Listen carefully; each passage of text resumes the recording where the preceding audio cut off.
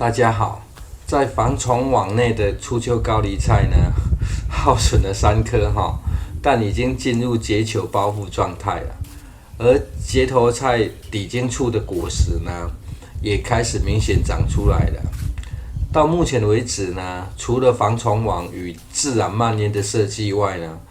并未进行任何处置就算施肥呢，也一律未做了，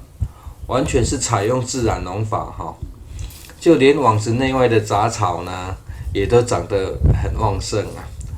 不过呢，这杂草还未长出草籽之前呢，就姑且饶它一命啊。内部的菜叶呢，目前算是维持得相当好了。唯一损伤的3颗高丽菜呢，已经拔除外啊。补苗的规划呢，目前则另有安排啊。11月9日虽然遵从自然农法，但还是得因地制宜的进行调整网子外面的杂草呢，已经开始看到长出草籽了啦。虽说自然农法呢，维持环境友善的方式是不进行除草但如果你的种植环境呢，一旁有其他人的种植区呢，个人是建议啦，别只是对自己的种植环境友善然后选择不除草，这样只对自己的种植环境友善，对其他农户的选择种植方式或环境呢，就会显得非常不友善了。再来呢，很容易就造成两者之间的关系变得非常不友善了。所以如果不是独立的种植空间种植规划上呢，还是要略微调整会更好啦。因此呢，个人对杂草的忍耐力呢，只要出现草籽呢，就会立即清除掉避免种到最后呢，双方压力都很大。趁着除草的时间呢，来分享一下个人使用自然农法上的不同安排。因为不再额外购买肥料呢，只采用内部衍生出来的循环材料与堆肥在种植初期呢，很多采用自然农法进行种植呢，在说法上有个共通点就是种植初期呢，作物会比较不容易长出好的效果而这最主要的原因呢，就是地力跟环境呢还没恢复调整好因此若是想要有好一点的收成呢，在作物的选择上呢，初期建议是种植叶菜类或是偏小型的品种成功的几率与效果就会更大更好一点也可降低一开始呢就遇到重大挫折毕竟呢，要使用有机种植或是自然农法种植呢，在转型的过程呢，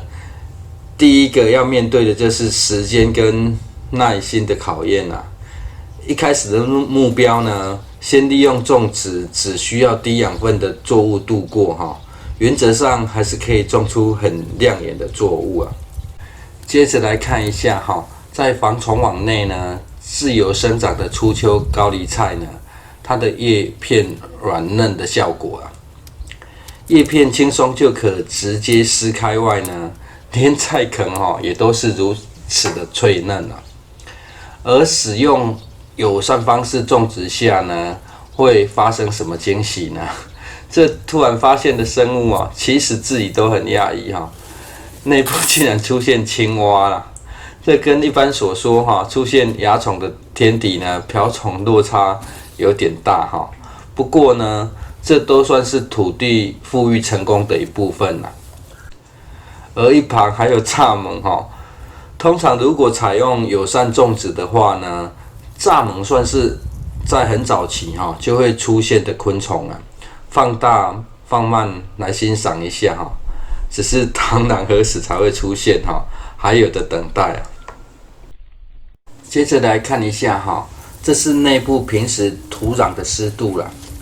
十字花科类的叶片呢，通常比较大可以遮掩土壤日照与避免风干的效果所以呢，个人就只是配合灌溉河道每周进行一次呢自动小慢烟沟槽的方式啊，利用毛细现象呢，让水自动吸附上去啊。回到上个没有讲完的话题哈，左侧据说这是古早味的小结头菜啦，这就是选择小个头品种的方式啦。当然，如果前人都已经告诉您哈，一开始种植会比较不理想啊，而您却喜欢呢越做越勇的感觉呢，也就可以不用考虑这逻辑式的调整了啦。而从小作物开始种起呢，一个额外的好处就是快速累积种植的经验啦。毕竟小作物的生长时间比较短哈，种植的不理想呢，失败重来的时间呢也可以比较短啦。另外一个浅显易懂的好处就是翻桌率啦，因为种植的时间短呢，就可以在有限的空间下呢，不断的转换不同作物哈，增进种植的弹性啊。杂草清除完之后呢，覆网的动作记得一样要确实盖好，这样内部呢看起来就清爽许多了。而依据个人的种植经验呢，大都只需要一次杂草大清除啦，然后就可以进行放养。至于片头说的移除的3颗高丽菜苗呢，则补上结球莴苣哈。不再补上高丽菜苗的原因呢，则是不想日后因为等待较晚成熟的高丽菜呢，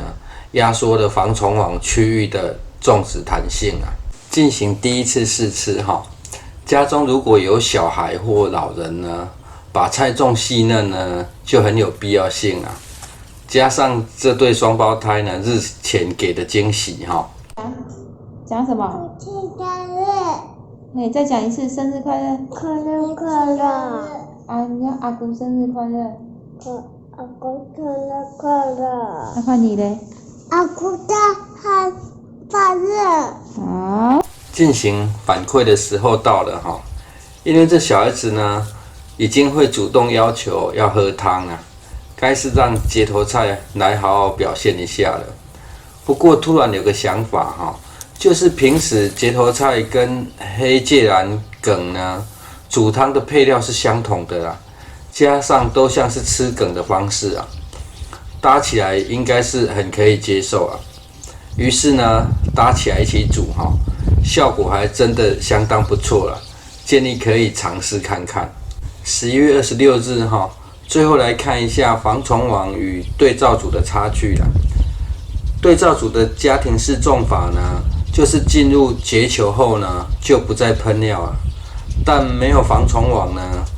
菜色就是有很大的落差哈。而今日呢，明显感到气温开始下降外呢，还下了点小雨啦。个人近日做另类的影片哈，人流也急剧下降哈，惨不忍睹了。大家不种菜了吗？冬天的菜要天气冷才容易种不然也可以躲在被窝里看我种啊。谢谢收看。